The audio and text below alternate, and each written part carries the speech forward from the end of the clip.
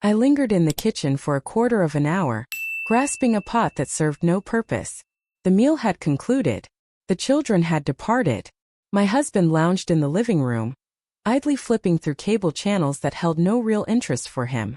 I uttered his name a single time, then 2 times. He kept his gaze fixed downward. I felt no anger, hardly a shock, simply empty. I placed the pot on the surface, transitioned to the sink, activated the water flow despite the absence of any grime. It was at that moment that I caught wind of it. His voice resonated, gentle, barely audible. "Are you all right?" I pivoted. Noah, my husband's younger brother, stood before me. He had only been with us for a week, recently emerged from a divorce, respectful, reticent, carrying the kind of sadness that made him gentle. He stood in the doorway, arms folded, his gaze locked solely on me. Leave the stove alone, not the correspondence. And a fissure formed deep within me, not from the way he looked at me. Yet it dawned upon me that no one else had for months, years maybe. "I'm fine," I lied. He acknowledged with a nod, yet remained still. It seemed as though tears were on the brink of spilling. That was the moment I nearly succumbed, because I was unaware that I possessed it. I had no idea it was apparent. It was only when he laid eyes on it. The space seemed to shrink, or perhaps merely nearer. And for the first time in what feels like an eternity, I pondered the possibilities of what might unfold if someone dared to bridge the gap that lay between us. He lingered for a moment before departing. Once he inquired about my well-being, Noah simply lingered, resting in the threshold, with arms still crossed, yet gentler now, at ease, as if he were meant to be there, more so than the man in the living room had ever been. I polished a flawlessly pristine counter, merely to maintain the rhythm of my hands, merely to conceal the tremors that were beginning to surface. "Is that how you always tidy up after dinner?" he inquired. "Absolutely not," I replied. "Only when I find myself in need of a task for my hands." He wore a smile, not the grin of a playful tease, a smile that conveyed understanding. "Indeed," he murmured softly. "I feel the same." My husband remained unmentioned in our conversation. His ex-wife remained unmentioned in our conversation. We lingered in silence, each of us acutely aware of the seconds slipping by. In that moment, the dish towel slipped from my grasp. Foolish. Awkward. A moment devoid of significance, until I leaned down to retrieve it, and he moved closer. Slow and steady. Far from it.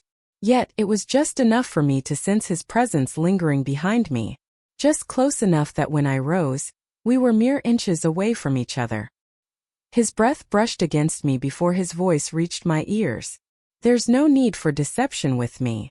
I pivoted, gradually, with great attention, as if hastening our steps might cause something to tumble, leaving us unable to restore it. "I'm not quite sure I understand what you're saying." "You do," he remarked. His gaze remained fixed, never wandering to my form. They remained steadfast. They simply kept mine, softly, as if I were something fragile and deserving of care. Then I heard my husband's voice calling from the other room. "Have you seen the remote?" And in an instant the enchantment shattered. Noah took a step back. I offered him the dish towel as if it were a protective barrier, and we both resumed our positions. Yet I promise, as he moved past me, his hand lightly grazed my lower back, and I've been ablaze ever since. Footsteps echoed in the distance, light and unhurried, merely a gentle, consistent cadence across the kitchen floor. The clock neared the stroke of midnight. Everyone should have been asleep. I descended to prepare some tea, decaffeinated, the sort I feign assists me in finding rest, despite my awareness that it truly does not. And then he entered the room. Noah. A simple t-shirt, casual comfort wear, unshod. His expression was one of surprise upon seeing me, yet there was no hint of discomfort. "Struggling to find rest?" I inquired. "Not quite," he replied. "I never engage in such things." He provided nothing beyond that. I refrained from inquiring. I filled a second mug with water, without a sound. He observed my movements in the kitchen as if he were committing to memory the way I operated in the stillness, as if it held significance. We gathered around the island, contrasting sides. A solid marble counter lay between us, yet it hardly felt like a barrier. That is no longer the case. Do you often find yourself awake at this hour? He inquired. It's only in those moments when I'm striving to quiet my mind. Concerning what? I hesitated. He was engaging in something far deeper than mere small talk. His intention was clear. I gazed into my cup of tea and murmured, I once believed I would have changed by this point. In what way is it different? Alive, I breathed softly. It lingered in the atmosphere, more prolonged than it ought to have been. And when I finally raised my gaze, his expression had transformed, not feeling sorry, unsurprised, simply expansive, as if echoing the experience of another who understood the essence of being alert in a world that had gradually lulled you into slumber. Silence enveloped us after that moment. We sat quietly sipping our drinks. Yet, as I rose to depart, he did as well. In that fleeting moment we lingered in the dim glow of the kitchen, our proximity palpable once more. He extended his hand toward my vacant mug. Our fingers brushed against each other. We stood still, caught in a moment of disbelief. And then, he remained close. I didn't either. It was but a fleeting moment, perhaps a bit less. Yet, isn't that precisely where it all begins? Not with the mouth, not involving skin. Yet as time passes, with awareness, and lingering just a touch beyond the intended moment. Once the world has settled into slumber, the hour had grown late once more. The hour has slipped beyond midnight. The sort of stillness that seeps into the very fabric of the walls. The sort that allows you to perceive every sound, including the rhythm of your own heart. I had ascended to the upper floor quite early. I mentioned to my husband that I was feeling weary. He let out a low grunt from the couch, his gaze fixed on the same flickering channel he had been mindlessly cycling through for years. I chose not to wait for him. I perched on the edge of my bed, my hair still damp from a bath that brought me no solace, gazing vacantly into the void. In that moment it reached my ears. The groan of the fifth stair. It goes unnoticed by everyone else. Yet I certainly do. I consistently make it a point to do so. I remained still. I have just finished listening. And then gentle a tap on the doorframe. Not the entrance. The structure. As if he had always been aware that it was ajar. Indeed it was. Merely a touch. A fissure. Just a scant few inches. Yet it was sufficient for me to catch a glimpse of him. Noah. He stood there, clad in a simple white tee. His eyes deeper and more intense than I had ever witnessed before. He refrained from stepping in. Remained silent. I simply waited. Perhaps I ought to have shut the door. I ought to have risen, pressed it closed, secured it tight. Merely a reminder for us both of where the boundary lay. Yet I refrained. I remained in my seat. Allow him to behold me. In that delicate shimmering robe I had never donned in the presence of another. In the gentle glow of the lamp, every shadow appeared as a beckoning promise. He locked his eyes with mine, and I uttered the tiniest remark. Just a faint murmur. Are you all right? His voice returned in a hushed tone, unwavering. I was reluctant to surrender to the night just yet.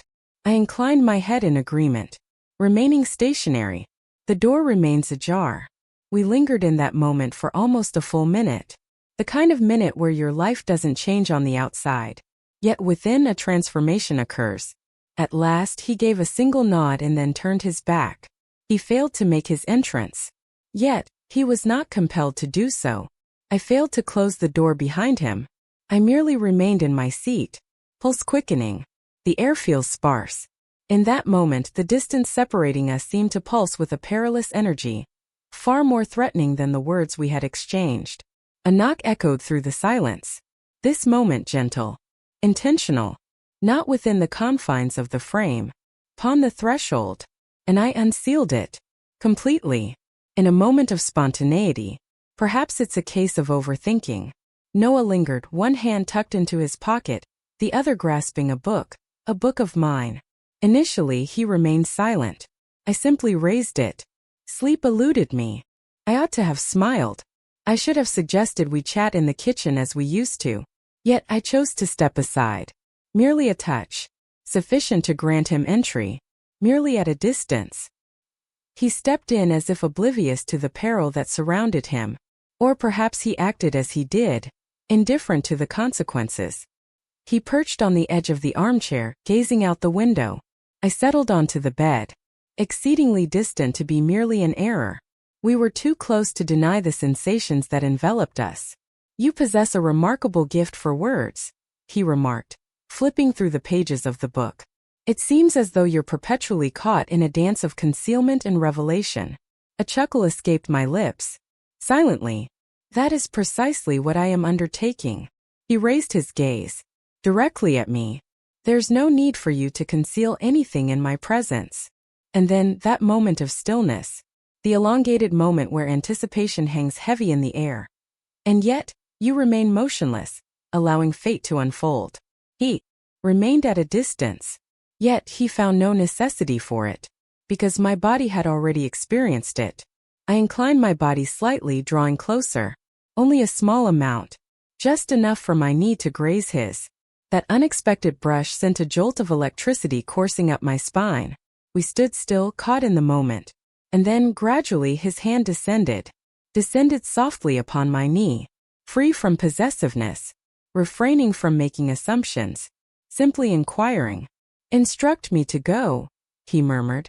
I did not. I was unable to. I gazed at the spot where his fingers lingered on my skin, as if they had found their rightful home after a long absence. In that instant, clarity washed over me. The beginning was already upon them. Not the relationship, not the transgression, not the destruction, yet the necessity, the deep, tender yearning to be desired, by an unexpected hand. He remained silent, not through language.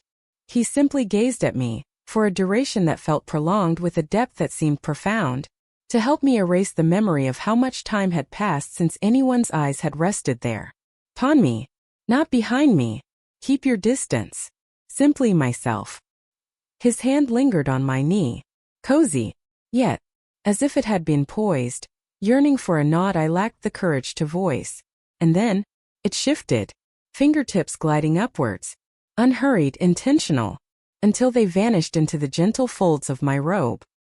He lingered at my thigh, gentle and unassuming, free from greed, simply existing, anticipating. I ought to have spoken up.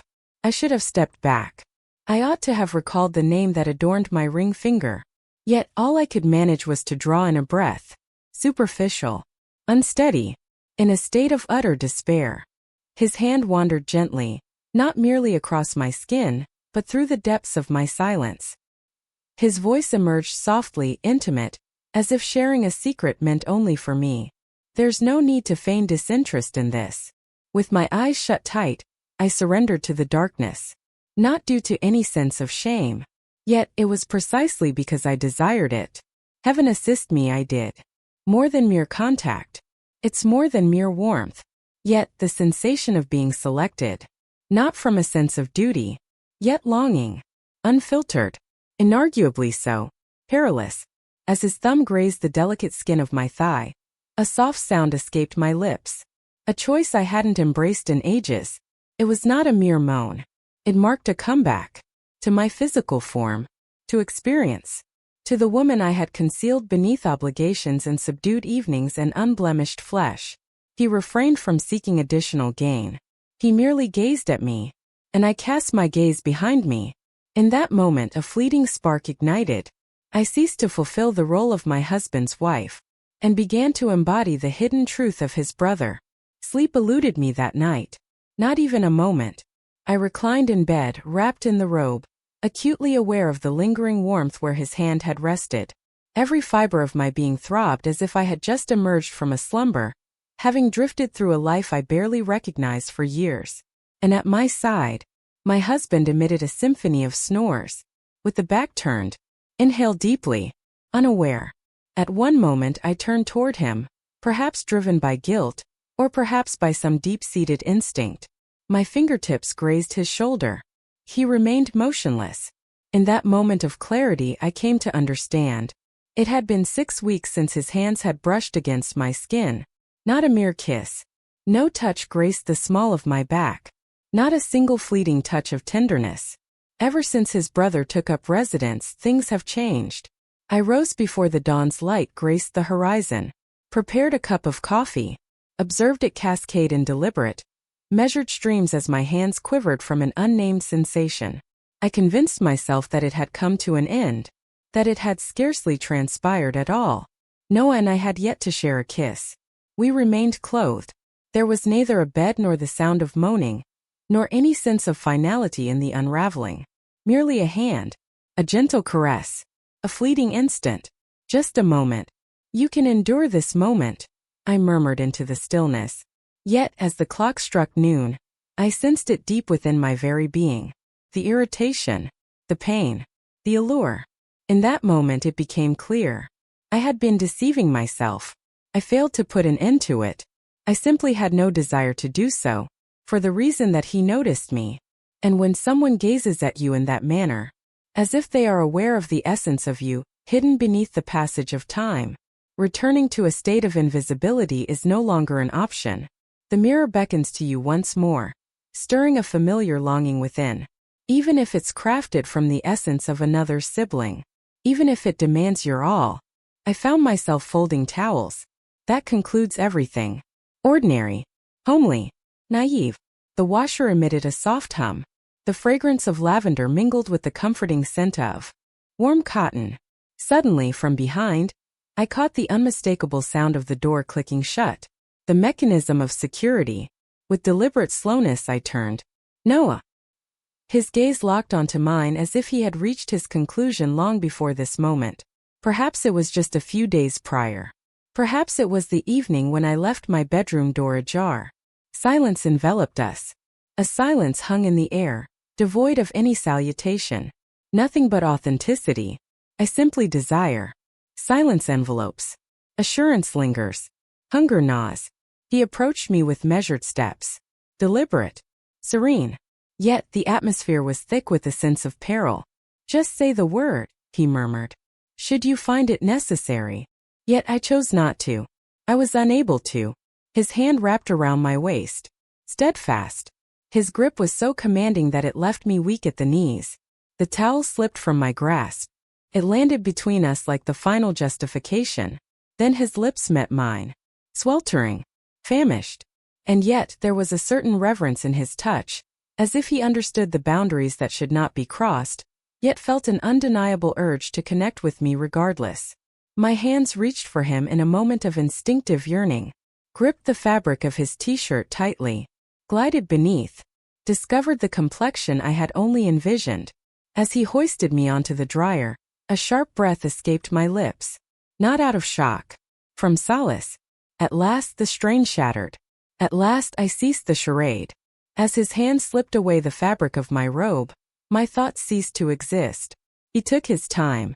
He consumed voraciously, as if he had been longing to savor a forbidden desire, one that had always been just out of reach.